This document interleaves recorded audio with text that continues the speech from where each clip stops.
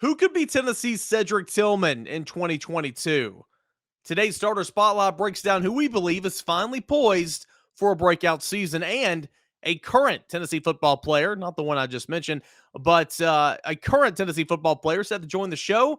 What does he have to say about the Volunteers this summer? We'll discuss. We'll tell you all about it here on a Thursday show. You are Locked On Vols, your daily podcast on the Tennessee Volunteers. Part of the Locked On Podcast Network, your team every day.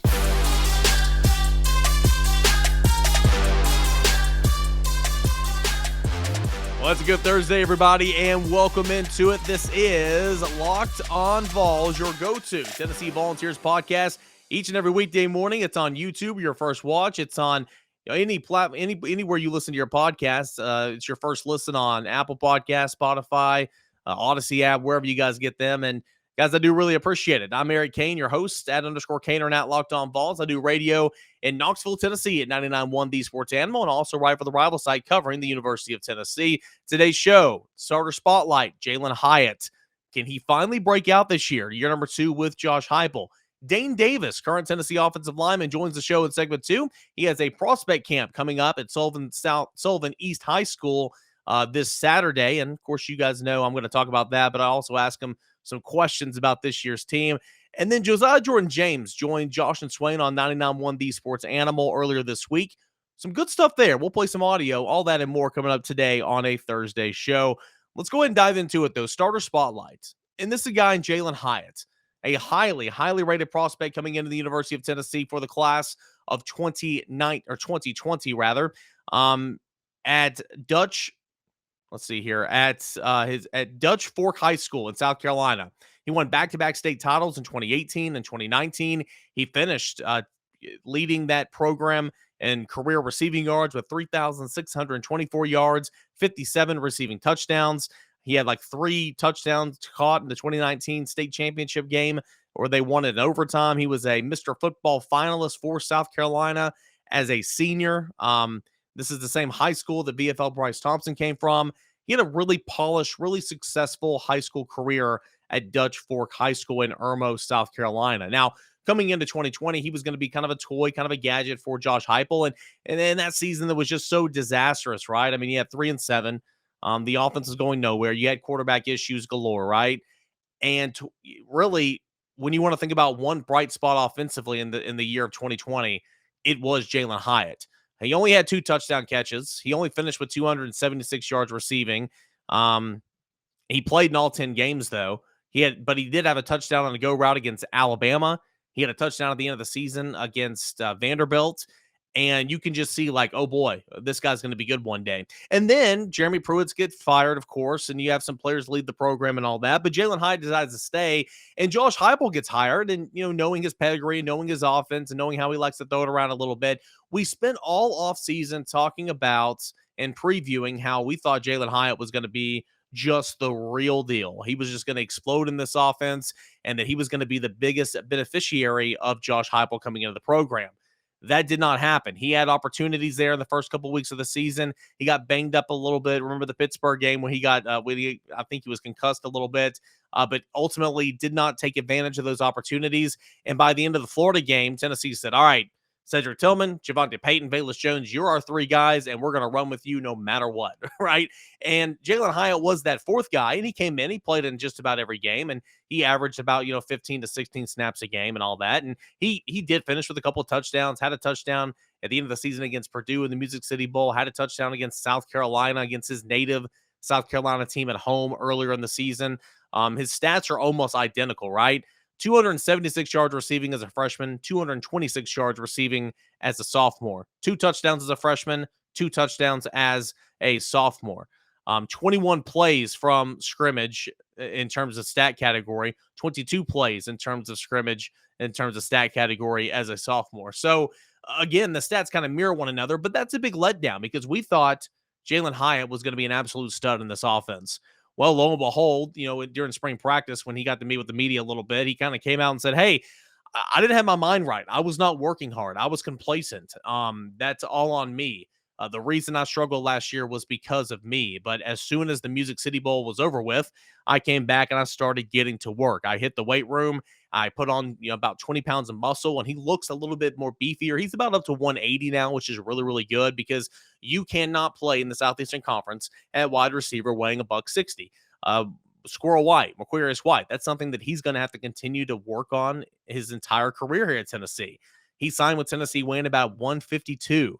He's already up to about 165, pushing 170, which is a good thing. But with Jalin Hyatt, you just can't play in the Southeastern Conference looking like that. I made the joke one time that a defender just, tapped him with his pinky and he went down. And, you've got to be able to be a little bit more durable than that. You got to be able to be a little bit more tougher, stay on your feet, get a little yak, yards after contact, and that's all going to help him with the weight gain. But you had Jalin Hyatt that came in and said, I was determined to get better. And so put in the work this offseason. And again, it's spring practice. We didn't get to see an awful lot, don't get me wrong. And honestly, the scrimmage that we got to see, Jalin Hyatt really didn't do anything. But you continue to hear from players, from quarterbacks, from fellow receivers, from offensive coordinators, from wide receiver coaches to Josh Heupel, the head man, talk about how Jalin Hyatt has had a fantastic spring and how he is determined to right his wrongs and step up and be that guy that, we always thought that he could be. The fan base had those expectations for him. So I'm expecting Jalin Hyatt to have a really, really good year. So you have Bayless Jones that left, right? Slot receiver. Jalin Hyatt's going to be your slot receiver this year, in my opinion. Jalin Hyatt's, he can play a little bit on the outside, but again, still a smaller, still a longer and lankier type wide receiver that when pushed into press coverage, it takes him a while to get off the line of scrimmage. So put him in the slot to alleviate a little bit of that, I think is the best move for him. So you have Cedric Tillman on one side, likely Brew McCoy on the other, and then Jalin Hyatt is going to be one of your options in the slot and probably your leading option in the slot. That means he's going to be matched up against some linebackers at times. That means he'll be matched up against some safeties at times. That means he'll be matched up against a nickelback at times.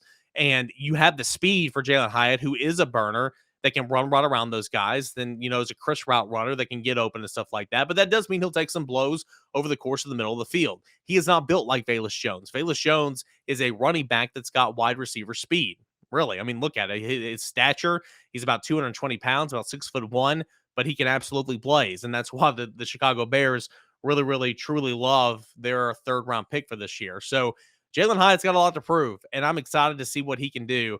I just think that his sophomore season was such a disappointment that even he had to step back and say, okay, what did I do wrong here? Is it me? Is it circumstance-wise? Maybe a little bit of both, but I can only control what I can control. And that's, again, kind of what he was talking about over the offseason. I mean, he said that he and Kelsey Pope were working every single day before Kelsey Pope even got the wide receivers job. And that's why he was so pumped and he was thrilled when Kelsey Pope was appointed the new wide receivers coach to take over for Cody Burns. Of course, Kelsey Pope was here as in an off the field role working and all that. So because of the work, because of the dedication that was put in off the field this winter, this spring, Jalin Hyatt is poised to step up and to be a guy for Tennessee. And I truly do believe that this can work. I mean, there's going to be opportunity. There's going to be, especially with how fast this offense goes, how it catches the defense off guard, how it catches the second and third layers of the defense with their hands on their knees, they're tired.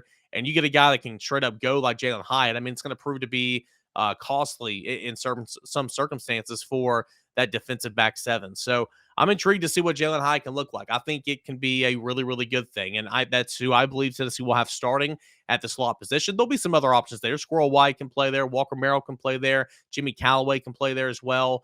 So there will be some options, but I think Jalin Hyatt's going to be your top guy in the slot this year.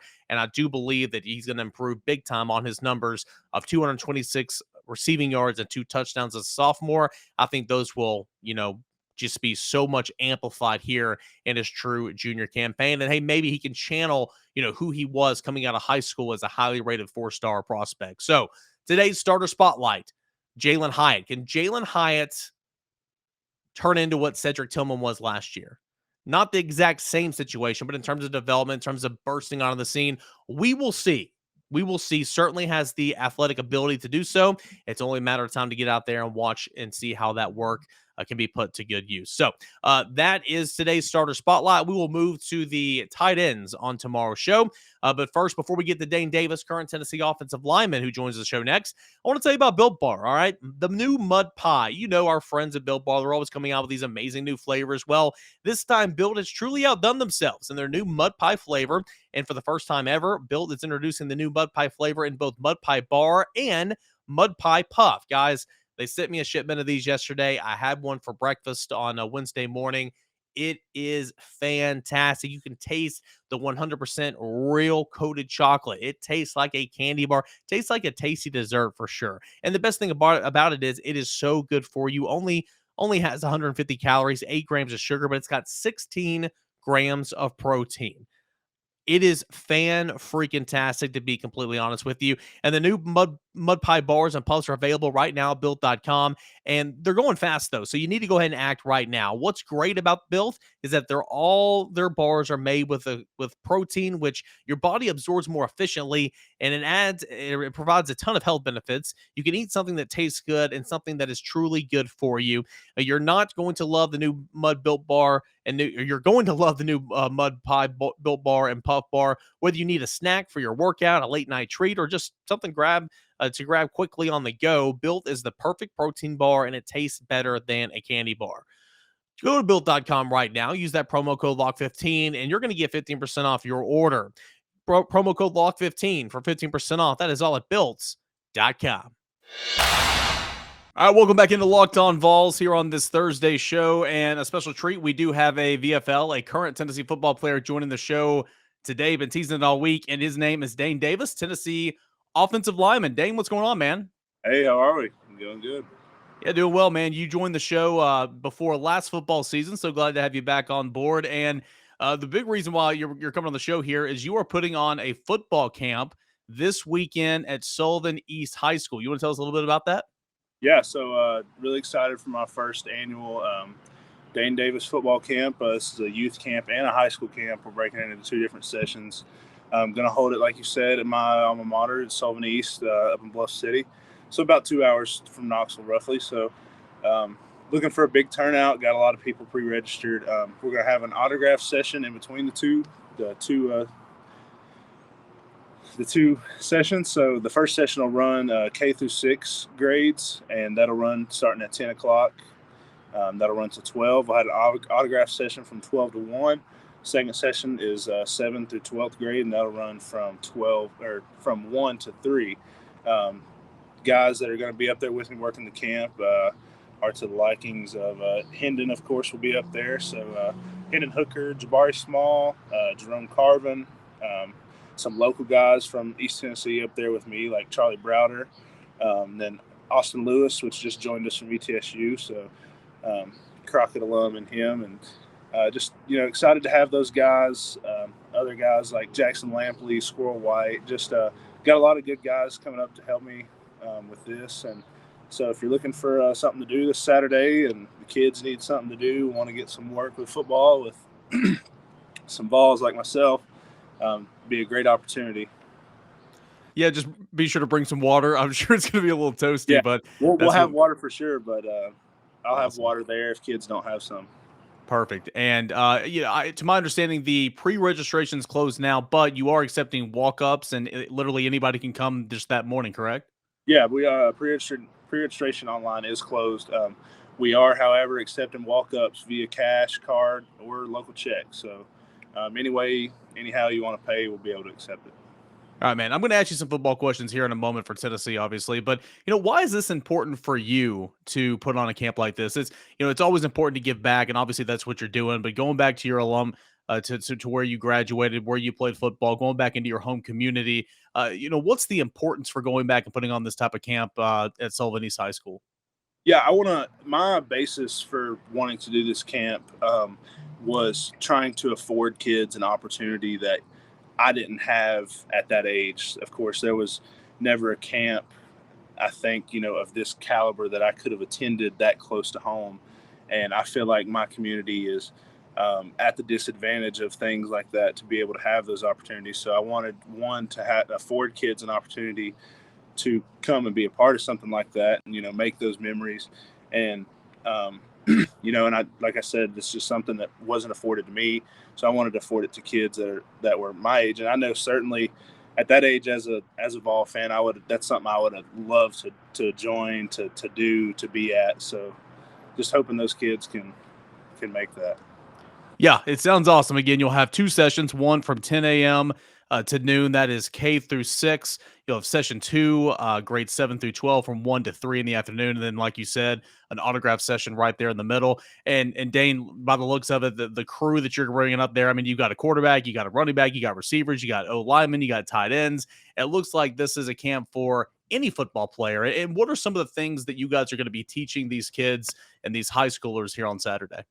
It is, it's definitely, I've got a guy for every position. So no matter what position you play, we're not going to make you play something that you don't want to play. So, but the basis of stuff is we want to give these kids stuff that they can take home and work on to better their game. And, of course, I'll have coaches that'll be up there that have kids there, and these coaches can take these drills that we work here, the same drills we work here at UT, to take home and, fundamental stuff and have these kids better their game with. How was it organizing this entire event? I know it's probably a little stressful, but it's got to be rewarding, right?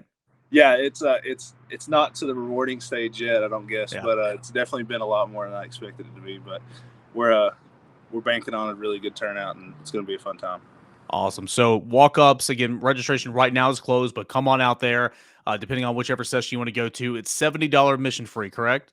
Yes, it's a $70 admission fee for campers. With that $70, T-shirt is included. Boxed lunch for free. That's sponsored by Steph and Andy's Pizza Plus there in Bluff City. They'll have lunch for the kids.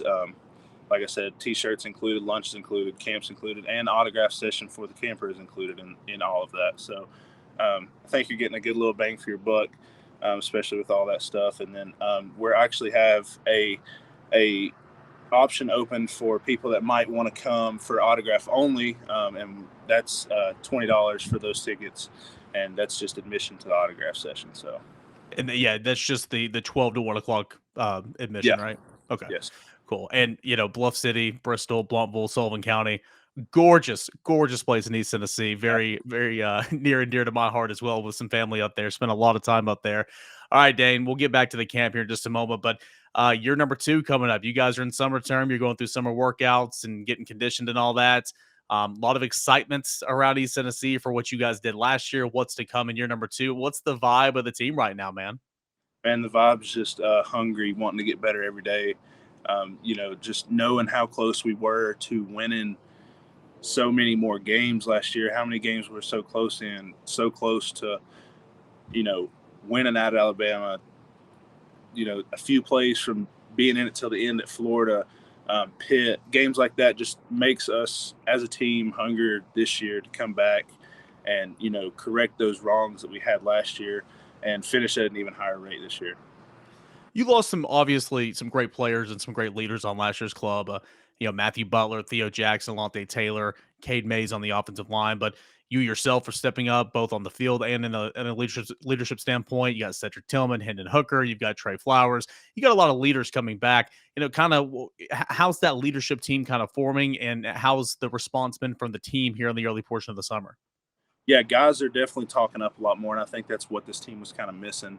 Guys that, if they see somebody doing something wrong, if they see somebody out of line, they're going to step up and say something to them now and, make those people accountable to make the team better, because, those things in the past haven't been looked up, haven't been talked about, and it costs us later on down the road. So I think a big thing with us and a big thing Coach Heupel's instilling in us is for everybody to talk up. Like when you see somebody doing something wrong and they're not doing the right thing, to step up and say, hey man, get in line.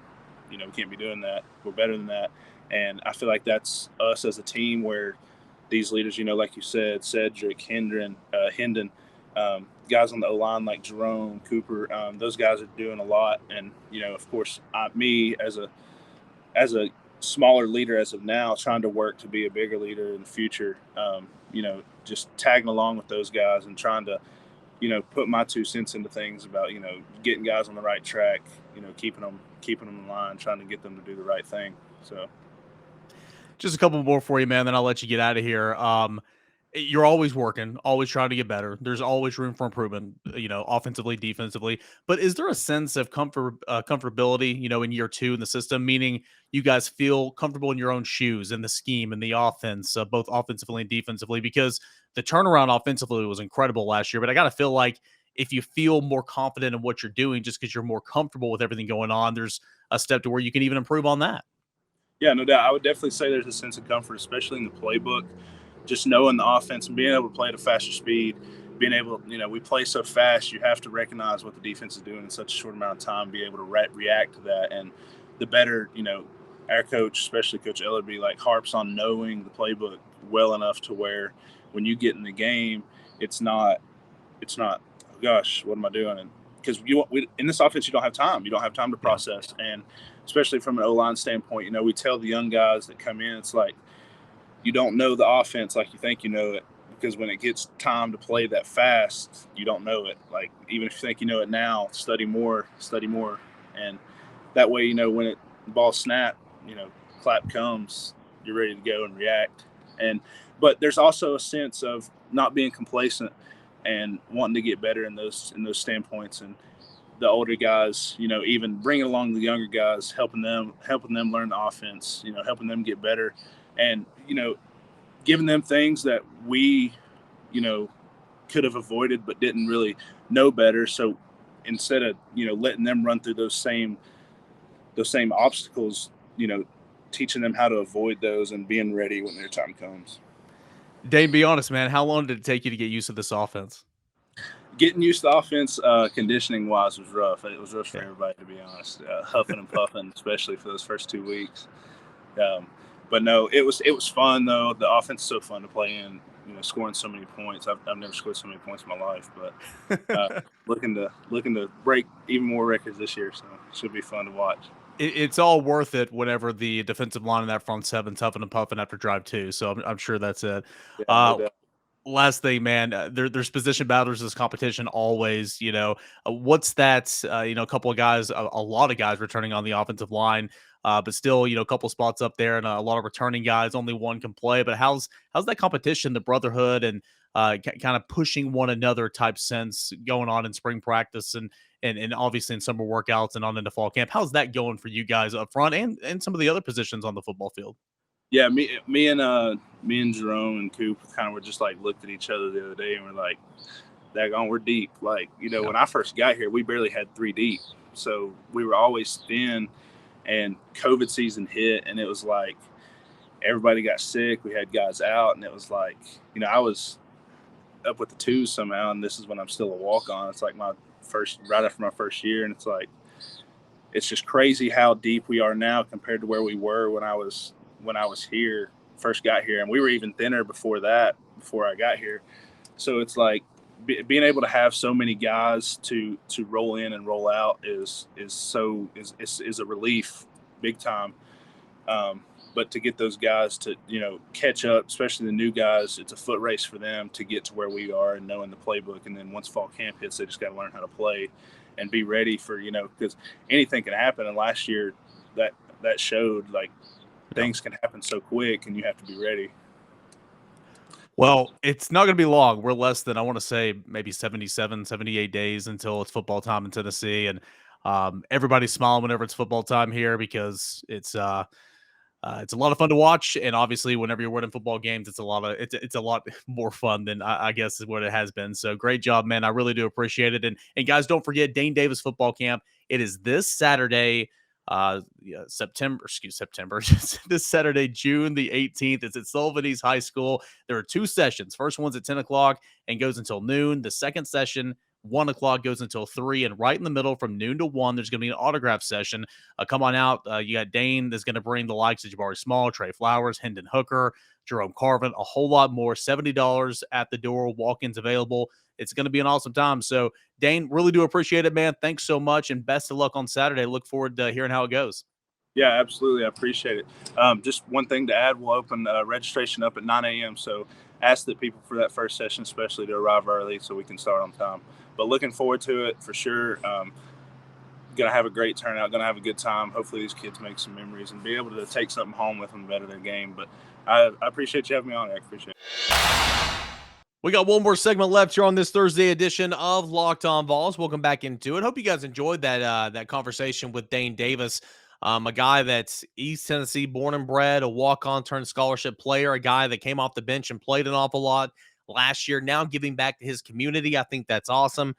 Dane is a good dude and has always been very receptive of the time that he's had with me, so I really do appreciate that for sure. And hey, again, if you guys are listening to this, moms, dads, and you need something to do on Saturday, they'll take care of your boys. They'll take care of them. They'll give them plenty of water. Take them up there to that prospect camp at Sullivan East High School because they will learn from some of the best for sure, and a chance to get some, obviously, some autographs as well. So that's really, really cool.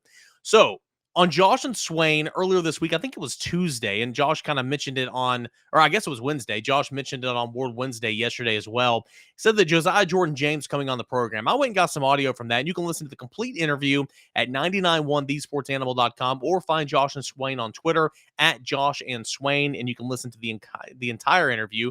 But some really good stuff there from Josiah-Jordan James, a current Tennessee basketball player for, again, the University of Tennessee. And I grabbed a few clips and I wanted to play them. Really, really good stuff. This is when they're asking him about the current state of the Tennessee basketball and kind of what's the vibe and all that heading into summer. This is what Josiah-Jordan James had to say on that. Yeah, our biggest thing is just being a player-led team. Coach emphasized that before the beginning of last season. I feel like we did a decent job. We definitely still have to take more steps, but just being holding each other accountable, being leaders on the court with each other, not always looking to the bench or to coach, being able to coach each other. And I think that we've done a really good job of stepping up in that way and being leaders on the court, not only myself, but every last guy, because we in our locker room, we say that there's no titles. If you play 0 minutes, if you play 40 minutes, it doesn't matter. Your opinion and your voice is as heavy as everybody else's in the locker room. And so I think that as we grow and become better leaders, that's our next step in trying to, achieve a national championship. Josiah's had teammates from a little bit all over, from Finland to Europe to all over the place. And that's something unique. It's been a true bond for Josiah, a guy that's about to be in year number 4 in the system for Rick Barnes. Was asked about the relationships with his current and former teammates. Here's what Triple J said on that. Yeah, man, it's been unforgettable. These guys, each one of my teammates that I've had since my 3 years of being here, will be my brothers for life. And to know that they've come from different cultures, I've learned so much. I've learned 3 new languages. I know how to say not so good words in languages. I know how to kind of communicate with those guys and learn about their culture and their families. And then as well as the guys in the States. So we have guys from all over the country in the United States. So just getting to know their families and getting to know them, the relationships that we have built have definitely been second to none. And I'll carry them for the rest of my life. One of those current teammates is former freshman point guard Zakai Ziegler, who's now a rising sophomore, who is going to have to take a major step up in his role for the team now with Kennedy Chandler departing for the NBA draft. A lot of good things here from Josiah-Jordan James on Zakai Ziegler. Listen to this. What our team tried to embody, after we started the SEC 2 and 3, was toughness, and we really got that from, I would say, a large part due to Urosh, but an even bigger part due to Zakai, because just the heart and the passion that he plays with. I knew the first time he stepped on the practice floor, he came in late August, so he was a little late, but I knew the first time that I saw him practice that he was going to be having a huge impact on our team. And lo and behold, the season that he had was remarkable, but it was a surprise to no one within our program. But he brings so much toughness and so much heart to our team that it fuels us to want to do more and be better and be more like him. And so if we have a team full of Kai Z's, we'll be good off.